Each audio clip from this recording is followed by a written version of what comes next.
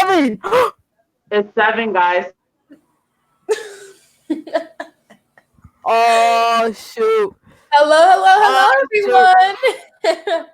Hello, everyone out there in Cyberland. I would just like to ask everyone to mute their mics before we get started. You muted. But my name is Debbie. And I am a youth organizer for Teen Empowerment. And I will be your host for this evening on the first episode of Senseless, an audio series brought to you by Teen Empowerment on Tuesdays and Thursdays, 7 p.m. each week. And tonight you'll be hearing the beginning of a story about the lives of Boston youths, their fears, challenges, hopes, and dreams for a better Boston. Senseless will be coming in a few minutes. While we are waiting for more people to log on, I have here with me some of the characters from the first episode. Say hi to the people, y'all.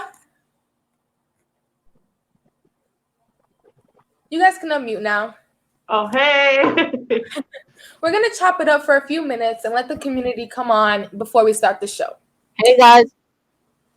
Could you all just introduce yourselves and let the audience know your names and the character you'll be playing?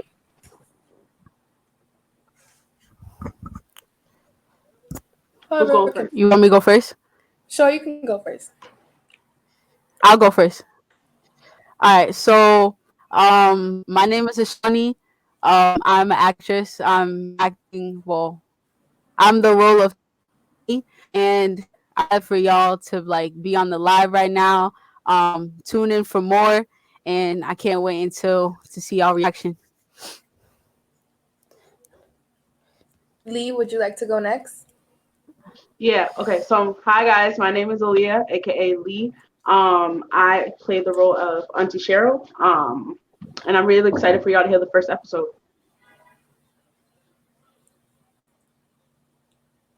And C4, would you like to go next?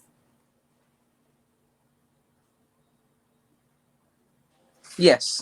Hello, everybody. My name is Colloginal Chambers, and I am playing Trey. I am the protagonist that's going to be going through a lot of the emotions in the play, and I'm happy to be here. Yes. And last but not least, Anne Hernandez. Would you like to introduce yourself? Sure. Hi, everyone. I'm Anne Hernandez. I'm a social worker, and I'm here to, this is my first time being part of something like this, to be a support as we tackle some really important and difficult topics. Welcome. Thank you so much, everybody, for those introductions. And I will just start off with a simple question for the youth. When and why did you get involved with teen empowerment? And anyone is allowed to go first. Lee, you can go ahead. Okay, so I got involved with teen empowerment when I seen the flyers. I think it was around either summer. I think it was summertime, and I applied. And I went through the whole interview situation, and then I ended up not getting in, but it's fine because I am in here now, and I really enjoy the experience that I'm having. Another way that I got into this is my cousin used to work here. His name is Evan Gilmer. I got inspired to go to the shop because of him, because he told me about it, and I went to one of Teen Empowerment's open mics one time that he brought me to, and I was like, this is cool and dope environment for me to be in, and I feel like I'd be able to help out the community with my art, and so I signed up again. Yeah. Thank you so much. Would anyone like to go next? C4, you can go ahead. Well, main reason I joined Teen Empowerment, I heard it, through the grapevine through Jacory, which is a dope friend, and Nate, which helps us with a lot of the editing with everything, and plays a big part in teen empowerment. But I joined just because of what they was telling me about what was going on inside the inner city and the community, and what they was doing to kind of shift the paradigm of that. And it was very intriguing because I've done a lot of work in Brockton with a lot of corporations.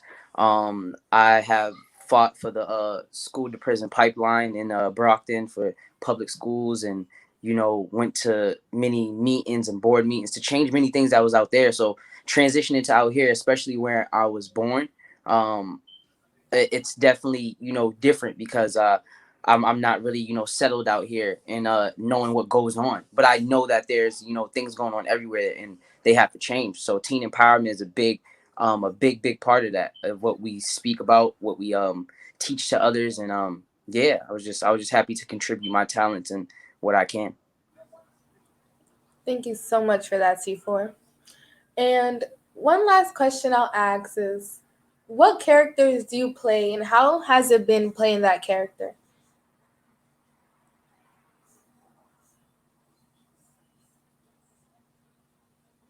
You can go ahead, Shawnee. Can I go, Debbie? Yeah, you can go. All right. So with teen empowerment, I just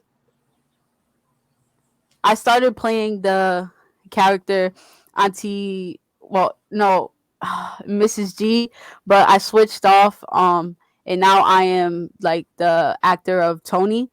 And with the actor of Tony, it hits home because recently, like, there have been a lot of like shootings and deaths with the young people in our communities, and it really impacts me because I know these people personally, whether if I play basketball with them or what I grew up with them. So it really hits home and it hurts me. So me doing this kind of shows and kind of releases that trauma that all of that I go through, um with the violence in my community and different things like that. Thank you so much, Ashani. Would one more person like to answer that last question? You can go ahead, C4. It's been dope, honestly. This is my first, I wouldn't say my first acting role or participating in acting, but this is a very my first very like big role with a lot of lines and remembrance, but also channeling energy. I have lost people as well, and in this particular uh audio series, it was all about just channeling that energy and giving it back out to the world. So yeah. Thank you so much for sharing that, C4. I'm glad Teen Empowerment gave you that opportunity. But so the ticker has counted down and it's almost time to get started. Thank you all for logging on and joining us. Once again, my name is Debbie and I am a youth organizer for Teen Empowerment. I am the host for this evening's first episode of Senseless, an audio series brought to you by Teen Empowerment on Tuesdays and Thursdays at 7 p.m. each week. And tonight you'll be hearing the beginning of the story about the lives of Boston youth, their fears, challenges, hopes, and dreams for a better Boston. Just within the past several weeks, there has been an increase in gun violence and homicides in Boston neighborhoods. As the summer approaches, the issue of violence is more important to address now that we are faced with this coronavirus pandemic. Our story, which was written by and for youth before the recent tragic events took place in our Boston neighborhoods, reflect these conditions in our community. We all know that there is a level of violence in our neighborhood that is unacceptable. If we are going to make progress in dealing with this issue, it is important that we take it on directly and that it is what this play is all about. So, countdown for 1 minute. So, let's get it popping, guys. Sit back, relax, and enjoy the first episode of Senseless. Would anyone like to say any last few comments before we have this one, like, couple seconds actually? You can go ahead. I just want to say, yeah, Teen Empowerment has been working hard to get this out to the people, and I'm glad it's finally here. Who's ever been, triggered by, trauma and things like that, um, this is shedding a reflective light of, how you can release a lot of those pain and traumas. And I'm just glad that we have Anne here. If you have questions for her, um, that would be great because she'll answer them. So yeah, we're here with it, you know.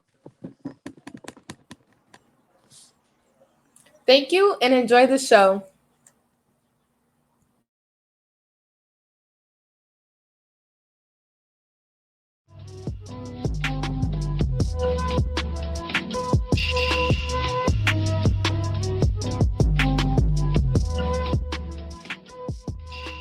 Summer is here. Summer school is in session. Families, students, and police have concerns because in the city of Boston, lives have been impacted by several issues: community violence, homelessness, social injustice, and police-community relations, to name a few. The community is worried about the summer, but not everyone is on the same page. As you listen closely, you will hear the joys, pains, and challenges of Boston youth and community members living in their lives. In this episode, you will meet a family who is struggling with loss due to community violence. Welcome to Teen Empowerment's audio series, Senseless. Pass the ball, bro. Let your big sis show you how it's done. Tony, you're trash. Oh yeah, I'm trash, huh? I taught you everything you know. Yeah, whatever. You're lucky you're not on the court right now, or I'll teach you something for once and finally shut you up. Yeah, all right. But what's really something is those grades. Auntie Cheryl was telling me you aren't doing so good. What's up? Yeah, it's true, sis. You know, I've been trying to get it together. It's just hard, you know. I don't know if that place is the right fit for me. I don't know how you are in, you know, either science, math, ELA, all of that, but maybe you can help me sometimes. Trey, I'm your big sister. Of course I can help you. I got you through anything. Know that. Yeah, sometimes I overthink. I love you, sis. I love you too, Trey. But are you good though? Cause you keep looking around. Yeah, bro. Just keep walking. I don't feel right. What are you talking about? You're acting funny right now. Are you good? Yeah, I'm fine. Just keep walking faster. I don't feel right here. Come on. Damn, Tony, you're hurting my arm. For real, Trey. Come on. Run, Trey! Why? Run! Get out of Why, here! Tony? Why? Tony, run. No, Tony, run. Tony! Trey! Trey, wake up. Are you having another bad dream again? I'm okay, Auntie. I'm all right. I'm fine. I'm here, baby. We can talk about it. I said I'm fine. Trey, you know how much I love you. You know how much I loved your sister. Listen, I know it's been hard losing her. It's been 2 years. But it feels just like yesterday. I'm worried about you, Trey. What are you worried about? I think you need some help. I don't need any help. Well, I think you do. Maybe we can look into some mental health resources or a counselor at school. Somebody. You need to talk to somebody, Trey. Ain't no help in summer school. Ain't no help nowhere. It's been 2 years. 2 years and they still haven't found Tony's killer. Like, why aren't you as mad as I am right now? I am, Trey. But being mad doesn't do anything but make it worse. I knew you was going to say something like that. I've been trying to get in contact with the homicide unit for months, Trey. For months, and you know that. I pray every single day that I find something about your sister. You know I would do anything to... I don't want to talk about this anymore. I have to get in the shower. Trey? Yes, Auntie. I have something for you. It's a picture of your mom and Tony. I want you to take it with you wherever you go, so you know no matter what, they're always with you. Thank you, Auntie. And I'm sorry for, the yelling, It's okay. I understand. But don't forget, you're still my moonshine. Thank you, Auntie. I had to get in the shower now. My moonshine, my moonshine.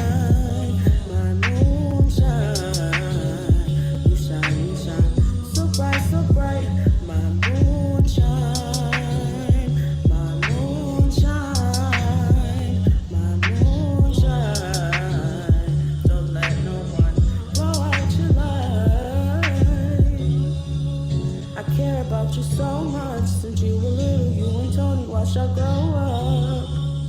My little sister's gone now. Just know your mama, bro, watching us is so proud. I know you got it in your life right now, but it's okay, I'm here, so smile. Just know the love is here from house and bounce. So baby boy, try staying out the clouds. Cause I don't wanna let go, yeah. Cause I don't wanna let go again, let go of my moonshine, my moonshine, my moonshine. You shine, so bright, so bright. My moonshine, my moonshine, my moonshine. I love you, boy, so please go fly. Taking time with my moonshine. I don't wanna do crime, been feeling like a mime in my mind, learning new signs, breaking through these walls. Can you picture it? Looking in this black boy's eyes, I'm deemed as innocent, but they just wanna pin me down. Friends want me around so we can laugh and we can clown about how we gonna drown in future years to come, forbidden in deeper slums, while another mother mourns her son is dying by a gun. Moonshine.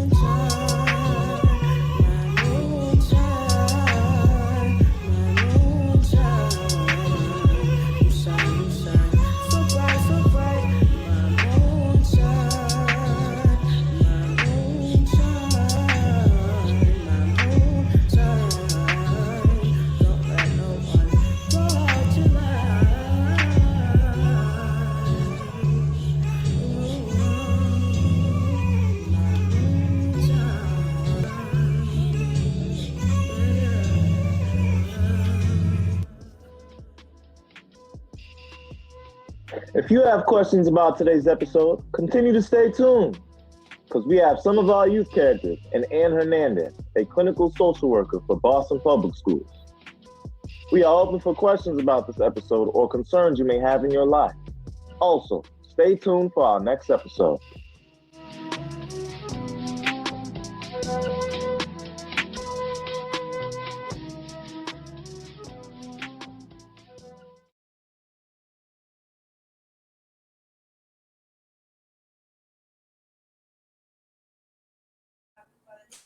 Oh my goodness. Welcome back to Teen Empowerment's Talkback of Senseless, the audio series. I hope everyone enjoyed the first episode of Senseless because I sure did. Don't miss the next episode this Thursday, April 30th. My name is Debbie and I will be your host for tonight. As you heard, Trey's family is dealing with some serious deep issues. During this show, we want to give you the opportunity to ask questions of the actors and get information and feedback from our guest professional who is here to help shed some light on issues in the episode and how they connect to our community. So with us tonight are three youth artists and organizers from Teen Empowerment and TE Studios, C4, who plays the role of Trey, Ashani, who plays Tony, and Lee, who plays Auntie Cheryl. We would also like to welcome Anne Hernandez, a BPS social worker who specializes in crisis and trauma response. They are all here to answer any questions you may have about our play or any questions you may have about some issues you are faced with relating trauma or loss. Put your questions in the comments in the chat and we will try to get to many of them as possible. But first, I want to ask Ms. Hernandez a couple of questions. My first question is, how does this episode resonate with you in terms of your experience working with the youth in Boston? So I have been a social worker for 20 years, and the last 13 with the Boston Public Schools. And unfortunately, a lot of my students have experienced trauma personally, or have known someone who has experienced trauma. So listening to the audio, it's something that reminds me of what a lot of my students go through on a daily basis. It doesn't feel good to know that so many youth are impacted, but it also feels good to see a group like Teen Empowerment addressing those issues. And like Trey say, actually no, C4 said eloquently, shedding a reflecting light on our healing. So Thank you, thank you. you're welcome. And what are some coping mechanisms people can do if they're suffering from trauma or loss that you? So I do want to remind you that coping and dealing with trauma, everybody does it differently. But there are some things, because there are a lot of common reactions to trauma, like lack of sleep, lack of appetite, not wanting to hang out with your friends anymore, isolating yourself from others. Some people become really angry and irritable. And some of the things that I've learned from other people that helps them, some people like to write, some people like to listen to music, some people like to work out, some people like to be alone for a short period of time. You just have to make sure that you're not alone for too long, and the people around you have an opportunity to talk to you. Some people write poetry. Some people like to talk.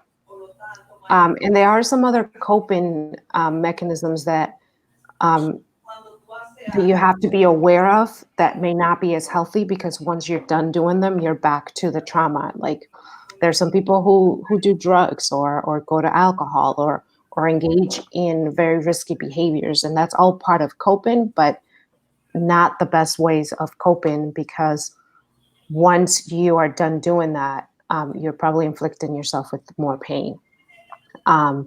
So, find those things that help you manage difficult times in a way that it's healthy and that is productive. Thank you so much. You're Especially welcome. parenting, we have a lot of time to practice for that. Yes.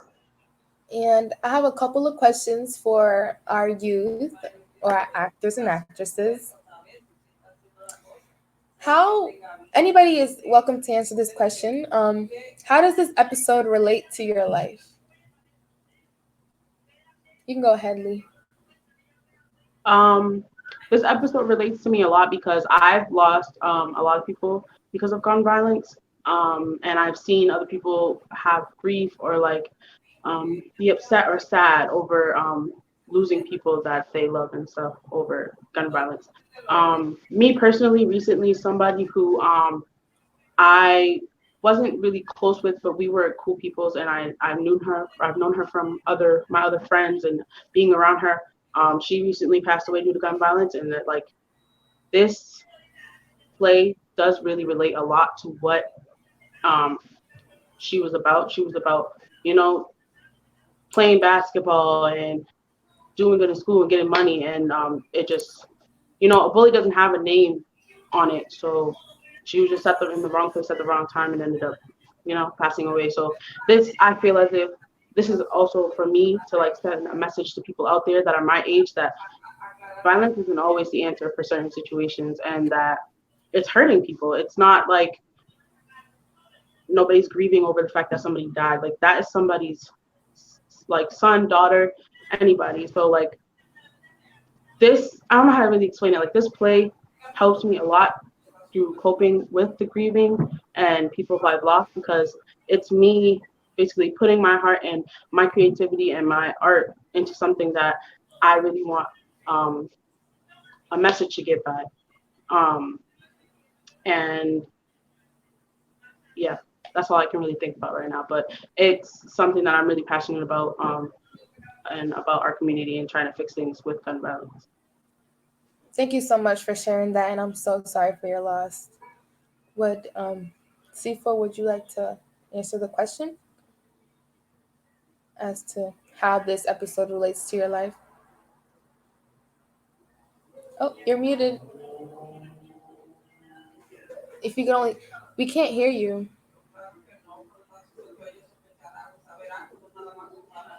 No. Can you guys hear him, or is it just me? Technical difficulties, I see. Well, Ashani, would you like to answer the question how this episode relates to your life? Yeah, can you guys hear me well? Mm-hmm. Okay, so this it relates to my life because I've experienced not personally. I experienced like a lot of friends and family members that have died due to gun violence, and recently there has been a lot of violence in the community, and just everywhere. And I feel like it's just like takes away from like what we've been building and like what we have as like as a community and just as like a family. And it really is trauma that all of us go through, but some of us don't realize it's trauma, or some of the things that happen is not trauma, but it is trauma. So like I just me doing this with teen empowerment and me inputting you know my time into this project really hits home because I want to do as much as I can in order to change my community and be the positive role model that I was ever since I was a young kid, and I want everyone else to do the same. So yeah. Thank you so much, Ashani. Can you hear me now? Yeah, we can hear you now. Hey, okay. Um, yeah, but back to the question you asked. I would say it really resonates to me by just playing the character of Trey. I honestly start to get really embodied into the character. But we all have our days too. I think that's what really resonates with me the most. Sometimes you feel up, sometimes you feel down.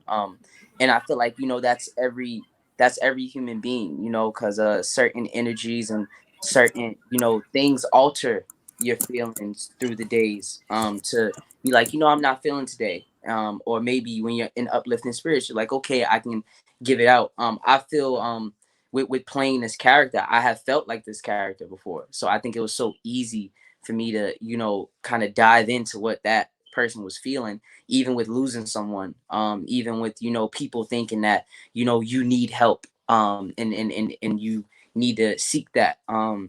With that being said, I think it's very important for people who feel this way to step one is to admit it, and be able to know how your feelings are being altered, and to really just control them as best as you can, and that's just taking it one day at a time, honestly. So that's how it resonated back to me. Thank you so much for sharing that, C4. We have a question from one of our community members.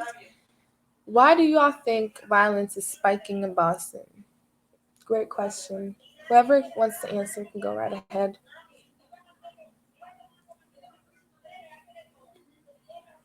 You can go ahead, C4. I would say I really think violence is spiking in Boston because there's no extra curricular activities, for um young people out here. I feel like a lot of, I don't know what's with, money funding, whatever the case may be. But if I feel like there was more things to drive young people to do what they love, and whether that's, learning how to rap, DJ. That's why a lot of these, teen empowerment centers, from here and stretched on out is trying to help the best way they can when it comes to your local boys and girls clubs, when it comes to your local YMCA's.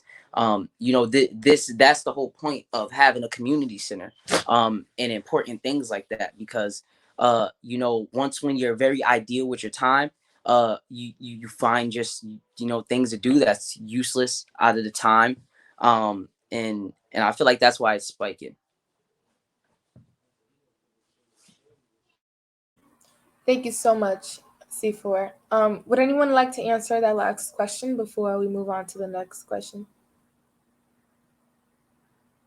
Nope. Okay, so another question was asked by Nana Queen, and it says, "Hey guys, do you think art is losing its spark because of the pandemic?" Anyone can go ahead. You can go ahead, Lee. I really don't think that it's losing its spark. I just feel as if people are, because I've like been watching people's Instagrams or like people who make music and like that are famous and stuff. They're still working. They're still doing what they have to do to make sure that they bring music out and be able to show it to people that like they want to hear their music. So I feel as if like yeah, it's a little down right now because like there's not really much we can do due to like the epidemic and not being able to go to studios or working with different like what is it called?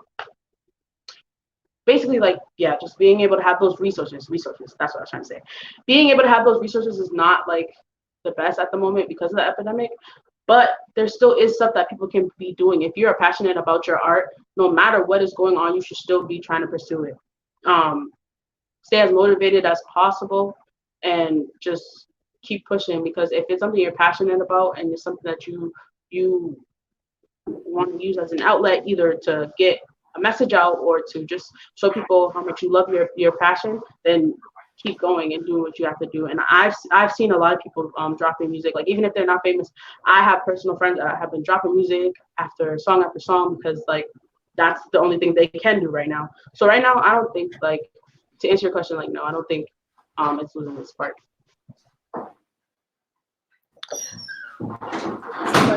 And you go ahead. Can I go next? Yeah, You you can. can go after Shawnee. Oh, No, that's all right. You can go first, and I'll go me? after you. Yeah. Okay. So to answer your question, no, I don't think art is losing its spark because of the pandemic. I feel like anybody's talent, anything you're good at, and anything that you put your heart to is art. Is your art. So the more you put to your art is the more you're gonna get out of it. So like the more time and the more effort and like the more work you put into your art is what you're gonna get out of it. And everyone has talents. Everyone has their own to the world. It's just up to us to put it all together in order to make it big. So everyone is in it because at the end of the day, we're all in this together and we're all a family. So yeah. I wanted to echo what everybody's saying. I don't believe that it's losing its spark, and actually, um, there are a lot of artists who, having all this time, are rethinking how to do what they do, rethinking of why they do what they do, and finding ways to showcase what they do in a different platform. So I think it's calling artists to reinvent themselves and to reflect on what they do and how they do it. And I'll tell you because I mean, if you can see, there's some things. I'm an art lover, and I do attend things online that aren't related. And I know for sure a lot of artists is a different way to do what they do, but they're definitely moving forward with growing in their craft. Thank you so much for answering that question. We had a question, why did you get involved with teen empowerment? But we kind of already talked about that a little bit. And Jerry Gonzalez said, good day. Do you think artists and those that have a good reputation should push to remain at home? That's a great question, Jody. We'll leave it up to you guys to answer. Anyone could go first. Go ahead, C4. Um, yes, I do. I think we should all remain home. Whether you're artist or not. I am an artist myself. As you can see, I'm very in tune with my art as well, and I think it was best for me to be home. Honestly, I had shows like every week through the month, and it honestly kills the artist to be out doing shows and doing these things. But the consumer, I feel, or the people who are fans and lovers of the art or the artist, I feel like they really don't think on that. So that's really reflecting back on the artist, and they have to reflect back that, like, let me sit down. So I think, like Anne said, I think this is the best time to be an artist. This is the you don't really have to do much but stay home, get your thoughts together, get collected, write more, meditate, reflect, do as much as you can to keep yourself very entertained. But this nothing's going anywhere. You know, everything's gonna still be here after all of this is over, and I just hope that every artist is just gets through it. You know. Thank you so much, C4. Ashani or Anne, would you like to add anything? Or could we move on to the next question? Okay. And we kind of touched upon this already a little bit. What does teen empowerment mean to you? But if anybody would like to add something, you could go right ahead. Um, can I go? Yeah, you can go. Okay, so teen empowerment means like a lot to me, and teen empowerment is like another family to me because teen empowerment when I started has really pushed me to like outside my comfort zone like more than I was comfortable with, and like there was a lot of days where I left that space like very angry, or not very angry, very upset because I didn't feel comfortable being pushed out of my comfort zone. After a while, I like thought about it, and I really respect them for it because it's like they saw more potential than I was looking at in myself, so they pushed me to that limit and helped me clear my vision of like there is no limit when it comes to like our work and the work that we need to do in order to make our voice heard and do what we need to do.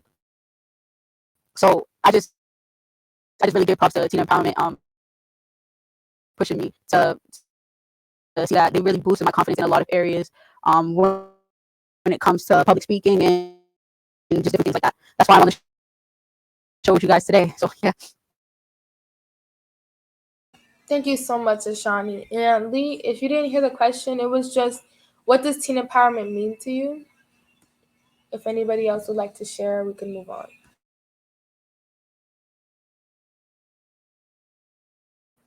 Okay, dokes. So, Keon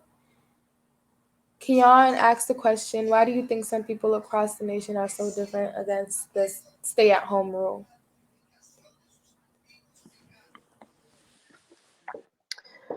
I mean, there everybody has different reasons why. And there's a combination of fear, there's a combination of anxiety, there's a combination of not really, some people are not taking this seriously, some people are wondering if this is real or not.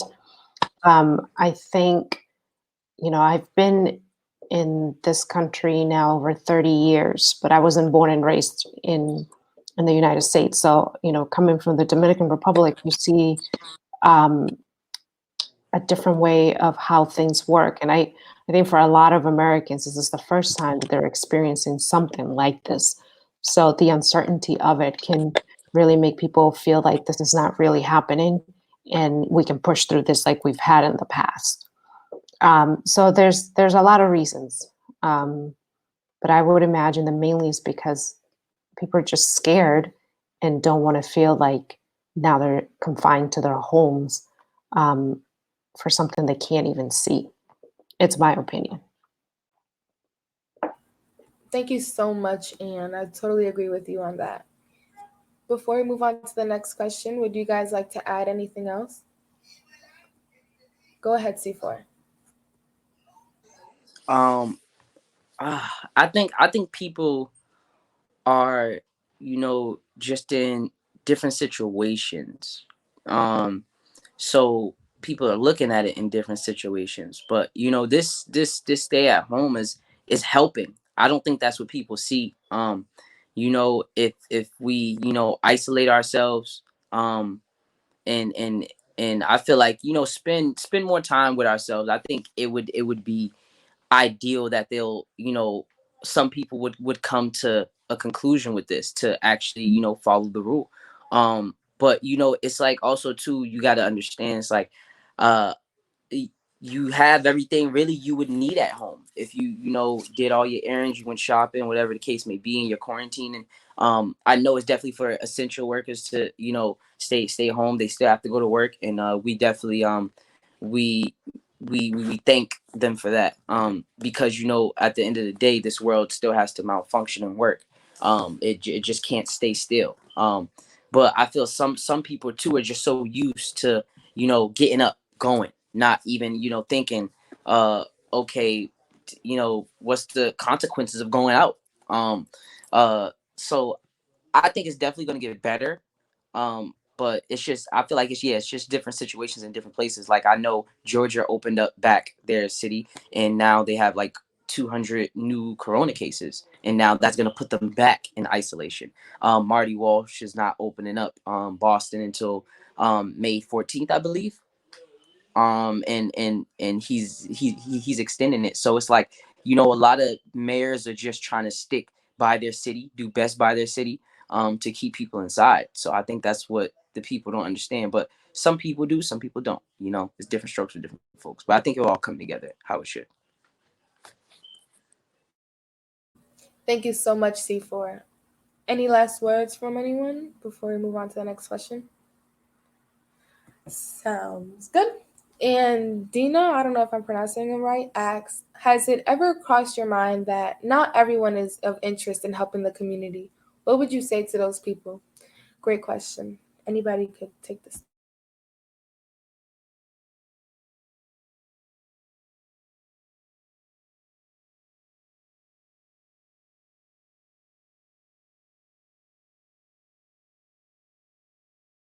um I think it's it's it's it's so unfortunate for the people who may not have the interest, but you got to understand that if you take care of your village will be strong, it will be healthy. That's just a the type of people I feel I've always surrounded myself around. Like, if you take care of the things you love, they will show great results for you at the end of the day.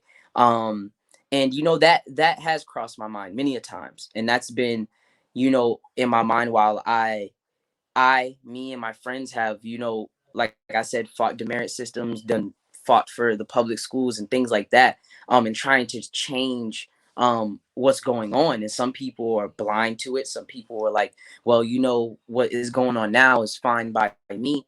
But some people don't get affected by it. And I think that's what it is. And I would just say, God bless those people. I just know me myself. I've been put on this earth to do a certain thing. And God has put me on this earth to do a certain mission. And that's what I will be doing until the end of time, until I can.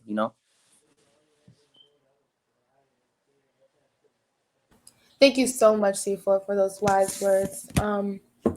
Snaps to that. Anybody else would like to say anything before we wrap things up? Because this will be the last question.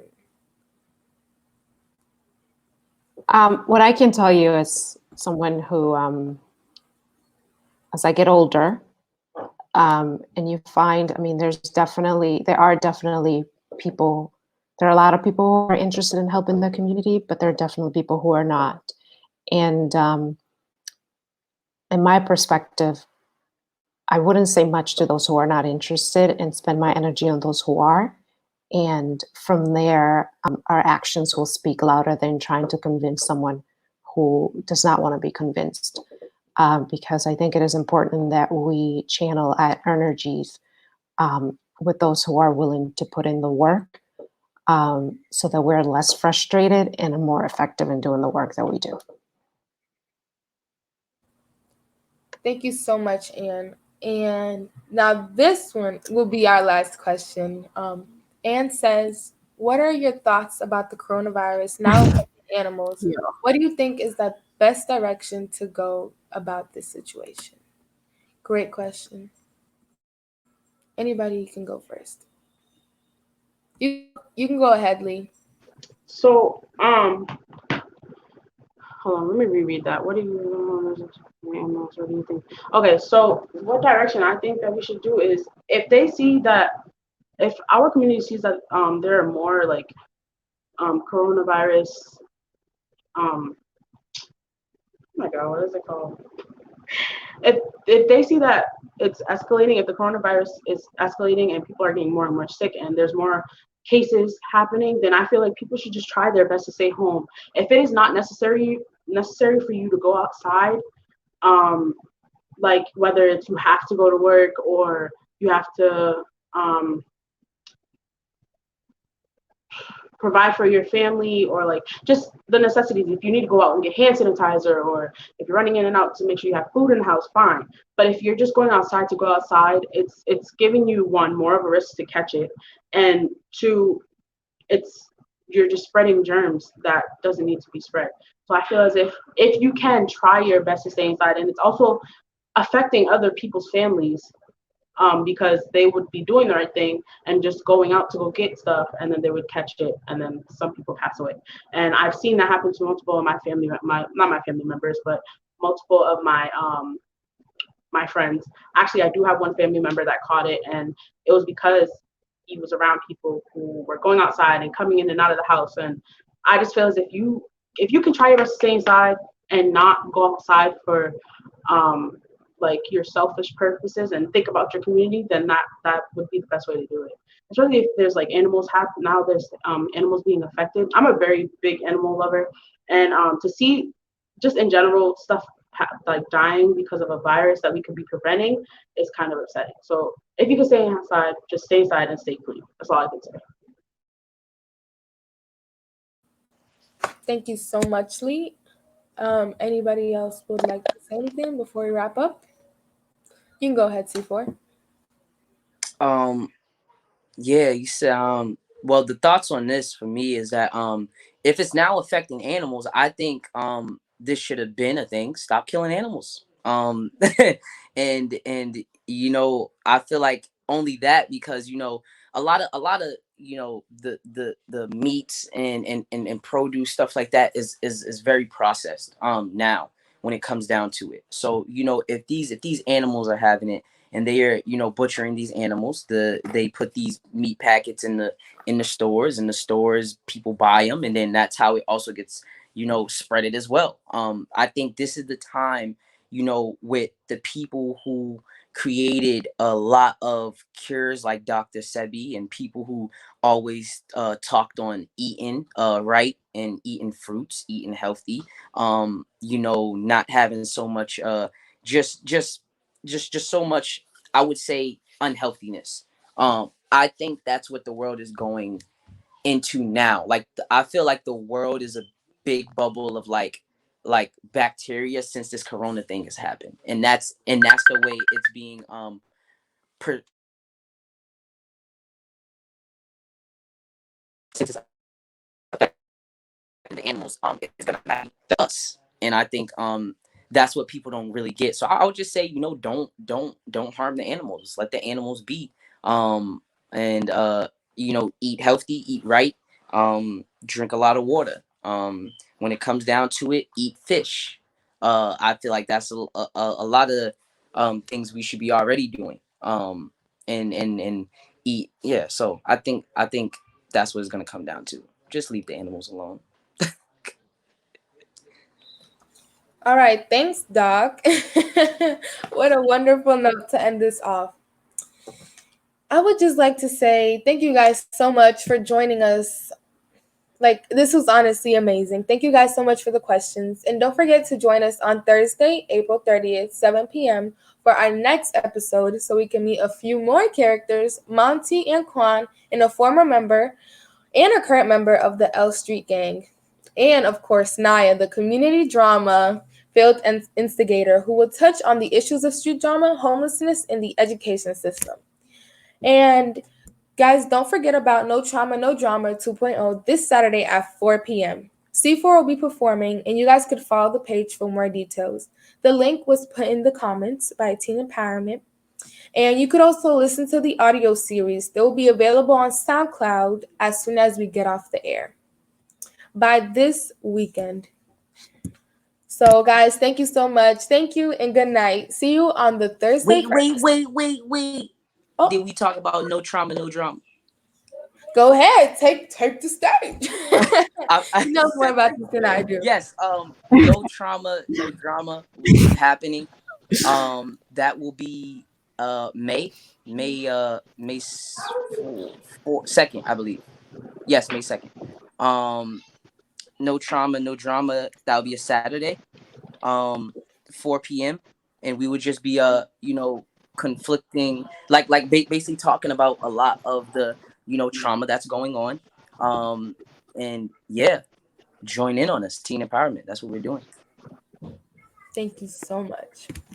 I had to. Now, thank you guys. Good night, and see you on Thank Thursday for y'all. episode 2 of Senseless. All y'all stay Take care, safe. everyone. Stay safe, everybody. Bye. Bye, guys.